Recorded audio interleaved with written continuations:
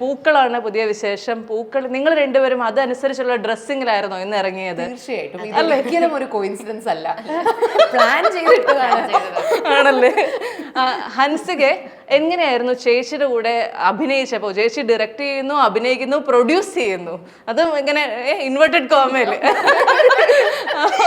എങ്ങനെ ഉണ്ടായിരുന്നു? ഇൻവെർട്ടഡ് കോമയിൽ ഇടണം, കാരണം പ്രൊഡ്യൂസർ റെമ്യൂണറേഷൻ കൊടുത്തിട്ടില്ല ഈ ആക്ട്രസിന്, അതുകൊണ്ട് അത് ഇൻവെർട്ടഡ് കോമയിൽ തന്നെ ഇടണം.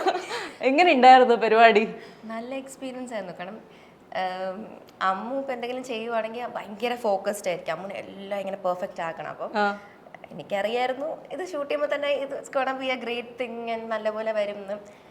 പിന്നെ എന്താ അമ്മ എവിടെയെങ്കിലും ഒരു ദേശീയകാരിയായ പ്രൊഡ്യൂസറായോ ഡയറക്ടറായോ? അങ്ങനെയില്ല. She wants everything to be perfect. So അതിൻ്റെ ഒരു സൈഡ് എപ്പോഴും നമ്മൾ കാണും. പക്ഷെ അതങ്ങനെ ദേഷ്യം കാരണം ആങ്കറിന് വേണ്ടിയിട്ടൊന്നുമല്ല. It's because she wants it that വേ.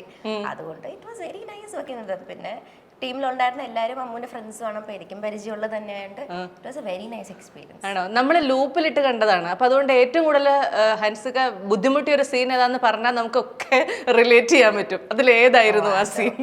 അയ്യോ അങ്ങനെയൊന്നുമില്ല. ഏതാ ചട്ടിപ്പൊട്ടുന്ന സീനാണോ? അതല്ല, ഏതാണെങ്കിലും ഏതാ തോന്നിയ?